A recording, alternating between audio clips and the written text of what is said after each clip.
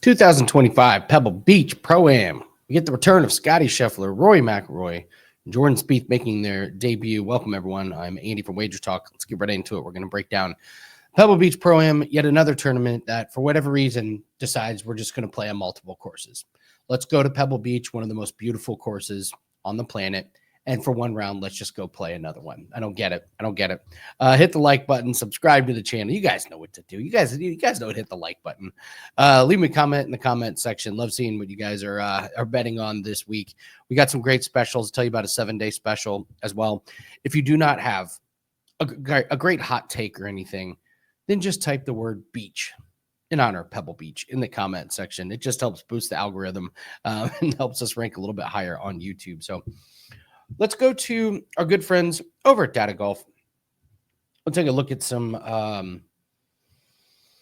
the total strokes gained. We'll just narrow this down to the last 6 months. Scheffler still, almost a full shot ahead in total strokes gained of Hideki Matsuyama, which is just insane. Justin Thomas, a guy I'm keeping my eye on here. He's been looking good. The second place finish in his last tournament is pretty interesting. I've thrown in the towel on fading Max Grazeman. Thank God I only did it for 1 week. He's been really good. Can't deny that his finishes have been good. Of course, you got Rory mixed in there. This includes the DP World Tour.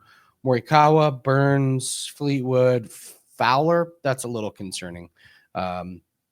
I don't know what to make of Ricky Fowler there. Played in 4 events, so maybe it's not a flash in the pan. Sung Jae Im, it was nice to see him get back to his solid-looking ways. I'll talk about him as possibly a top 20 bet this week. Cantlay looking good, and our boy Taylor Pendrith cashes our only client play last week. Taylor Pendrith, top Canadian, only minus 140. Cash it at the cut line, so that was a nice one. So those are some guys that are playing well over the last 6 months here. All right, let's go to Pebble Beach here. It's similar to Torrey Pines in that, it's on the ocean. Wind can be a big factor. It does not look like wind is going to be a factor this week. It is going to be a little bit nippy. 57 degrees, I believe, is going to be the high. That's Fahrenheit, of course.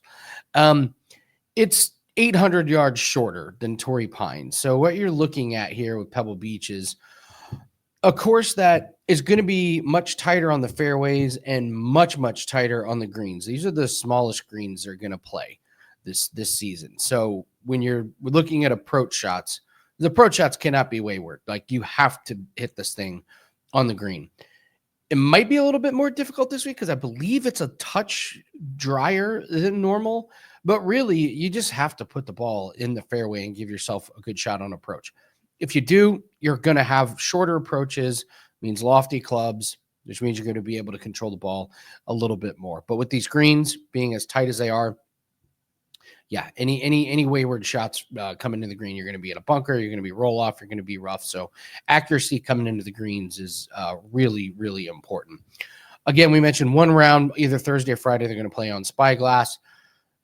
Thursday and Friday is a Pro-Am. You guys know I love that one. So it's not the longest course, but it can be tricky. Technical course, there's a lot of good strategy. Placement off the tee is big, not necessarily like blasting the ball, and then the other thing, I guess, just to remember from last year's event is the weather was so bad at last year's event. Wyndham Clark ends up winning it, but they called it after the 3rd round, I believe. So, I don't know. I'm not paying much attention to last year's event. I'm not paying much attention to the results because it was high winds, it was rain, and Wyndham Clark gets the win, but in a shortened event. So Spyglass, fairly similar. I'm not going to go too much into Spyglass. They're only playing one there. But man, it is just a beautiful course. Just absolutely gorgeous Pebble Beach there. All right, my favorite hole. We got to go to the 8th hole, the par 4, 428 yard. I'm going to use this picture. So you got to drive the ball, and most of these guys are going to be short. So it's not like a full haul off and bomb the ball 330 yards. And the approach shot is just so cool, man. You got to come over this huge ravine, these cliffs down in there. The green is super, super tight. You've got bunkers protecting left, right, long. You can see the green here, and just again, how tight is it when the pin location is back here? It's really, really difficult and an amazing approach shot. But these bunkers, not the easiest to get out of just because of the size of the green, the rough. If that's thick and you get a bad lie, almost impossible to get the ball close. So it's just an absolutely gorgeous, gorgeous hole. That to me is the iconic hole on this one. I know we'll get to 18 here in just a second, but for my money, man, it's the 8th hole. I think it's the coolest one. This is Jack Nicklaus has said this is his favorite approach shot ever. So when Jack Nicklaus is telling you this is his favorite approach shot, yeah, time to pay attention. So 8th hole, absolutely love watching that one. All right, we mentioned the 18th hole. It's par 5, 550 yards. Again, another just gorgeous right along the ocean. You will see guys who yank the ball, and they'll be in the rocks and on the sand. Of course, you have the iconic, this bunker is 100 yards long. Guys will be in there. You'll see guys bail out to the right, bringing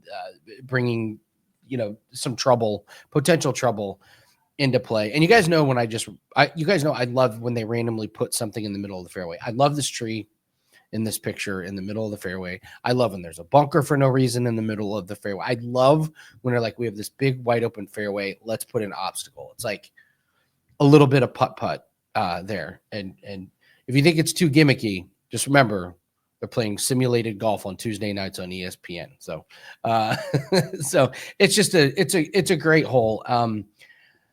Rating it is kind of tough because if you hit your drive in the fairway, it's an eagle potential. It's certainly birdie.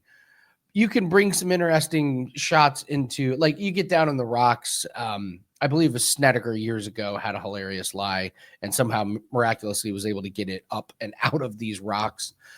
This bunker is fun just because it'll gobble up anything that goes right within 100 yards. So, difficulty wise, I don't know. You can give yourself some trouble, but in the end, it's really not that difficult of a hole. So it's a beautiful one. I love it. I'm going to give it a 7.2 out of 10. In order for it to have a higher ranking, I just needed to be a little bit harder. Par 5s on the 18th, I really like a difficult par 4 on the 18th hole. I really want some drama to be there. I want guys to really bring some big numbers on a difficult par 4 into play. This doesn't quite hit it, but there are some really good redeeming qualities. It's fun to watch. Of course, you got the rocks and the ocean and the long bunker. So this hole gets a 7.2 out of 10 for the 18th hole rating. So, all right, let's go to players that can trip you up. I am going right back to Wyndham Clark. Defending champ. He's going to be a popular pick. Oh, he won it last year. Weird conditions. Cold weather again. They called it after the third. Pretty crazy circumstances. He's 28th in this field in total strokes gained over the last 6 months. He's missed the cut at the American Express, finished 15th at the Century, which only had 60 players. I think people are going to put him in their DFS and fantasy lineups, and I just think it's a mistake. I just think this guy, in my opinion, listen, hot take on Wyndham. He won a major. It's at one of the quirkiest major courses they have played in the last 20 years. That is one of the quirkiest courses, the LA Country Club. Just so I'm not trying to take anything away from it, but I'm just saying I just don't think he's in that top tier of guys. And it feels like he gets priced into it, and it feels like he gets lumped in there. And I don't know. I think he's bottom. If you're putting him in the top tier, he's bottom of the top tier. He just has consistency problems. And he just disappoints all the time. And then he'll come up with the top 10. Oh, it's Wyndham Clark again. And then next couple of weeks, there he is missing the cut at the American Express. And you're going, well, what's going on here? So Wyndham Clark's just not a guy. I just do not foresee myself ever betting on Wyndham Clark. Me and him don't mesh. I'm sure he's a nice guy, and I'm sure he doesn't care. But yeah, for whatever reason, him and I not getting along. Jason Day. We talked a little bit about Jason Day last week. Again, incredible course history. But so he finished 6th here last year in the terrible weather, and he didn't play the previous year, and he was 24th in 2022. And he's finished 32nd, 3rd, and 40th this year. And he's only 20th in total strokes gained in the field in the last 30 days. And keep in mind, that's without Scheffler, Spieth, and McIlroy having stats in this in the last 30 days. Here's the alarming stat. He is minus 1.04 strokes gained putting this season. That is not going to get it done. There's 80 guys in the field, and they're all pretty good, or at least the top half is really, really good. I'm just going to stay away from that putting number, man. Is really, really bad. We had him as a player that can trip you up, and I kept my eye on him, and it was okay, but he definitely did not deliver his price. He came in way under where he was priced to win. And I don't know who his head-to-head matchups were, but if you had him in DFS, you paid a pretty penny and probably didn't get very good results. So Jason Day is another guy that I think can trip you up. We're going with Ludwig Aberg. Starts off -9 and then gets sick. There was a bug going around, and he clearly was awful. He went from -9 in the first round to 42nd. Finished 42nd. I don't know what illness he had. He's young. He's super athletic. If there are any lingering effects, though, I just don't want to have my money on him in bets, in DFS. It's a no cut, but I just don't want this guy, if he's not 100%, to get off to a slow start. So there's a lot of big name guys. There's a lot of, you got Scheffler returning, you got Rory McIlroy. So if you're in fantasy leagues, you got plenty of starts left with those guys. In my opinion, there's no reason to risk it. Now, if you're looking for contrarian, this is your guy. Because most people are probably going to be like me. They're going to say, no, I don't trust him, after what happened last week. And maybe people don't know that he was sick. Maybe there are people that are just like, well, he played terrible. It was like, well, hold on. He was -9 and then he got sick. I'm not taking into consideration how bad his scores were. I'm taking into consideration his health. If he tees it off, you would like to think he's 100%. With these tight fairways, man, these tight greens, if you're just a touch off, if he's not quite 100%, you could see some big numbers. So Ludwig Aberg is going to be a guy that I think can trip you up this week. This is the one that worries me the most on the predictions. I'll fully admit this wouldn't surprise me if Aberg finished top 10, fighting for a top 5, and I look like a dope on this one. So, but yeah, I just can't quite get behind Ludwig Aberg. We're going to get to some DraftKings Darlings. You can use those as long shots as well. I want to tell you about a couple specials. I mentioned the 7-day special. We are, I think today is the last day. 7 days for expires today. So you can still get it though. 7 days of winning for just $11 a day. How was the last 7 days? If you got this last week, we went 18-4 all sports for 23 units. Yeah, that'll pay for a lot of 7-day passes. So we were having a really rough start to January across all sports. We did a deep dive and we realized there was a couple things that were really tripping us up and a couple things we needed to lean a little bit more into. What happened? We went from down in January to in the profit just in 1 week. So the last 7 days, if you took advantage of this pass, you can still go get it. You can lock in our 5% UFC play. You can lock in our golf plays. You can lock in our NHL and NBA plays as well. So take advantage of that. Like I said, 18-4 up plus 23 units in the last 7 days. So those of you that took advantage of that last week, first off, thank you. And second off, good job. What plays do we have up? I mentioned our 5% UFC hammer time. We hit our first 5% play in the first event of the year. And then we're number 1 so far in MMA this year. Only had a few events, but we play PFL. So we brought in a couple of units in PFL that vaulted us into number 1. So really happy with how UFC and PFL has been treating us. We do have a Super Bowl prop that is up. I wanted to get that one in quick before it went off the board. Both those, the $5 Super Bowl prop, that's going to be $5 up until Super Bowl. We'll have a separate pack that has all of our Super Bowl props. But if you just want to get one, get that sprinkle in, you can go ahead and grab that. If you're watching this on Tuesday, we got a $5 NBA best bet tonight. We are on a 7-3 run in NBA. So really happy with NBA, NHL, and some of these daily sports that are really difficult to handicap. We're profitable, and both of those hit 70% the last few days. So take advantage of that. But really, guys, if you're watching this, take advantage of that 7 days of winning for $11 on Tuesday. So if not, highly recommend getting that 5% UFC best bet. We are on fire in UFC. All right, let's go back to DraftKings Darlings. Lee Hodges at 6,200. What a gift! What a gift! This is an insane price. I can't believe it. So he's finished 9th, 34th, and 10th the last 3 weeks. He's plus 1.58 total strokes gained this season. That's 13th in this field.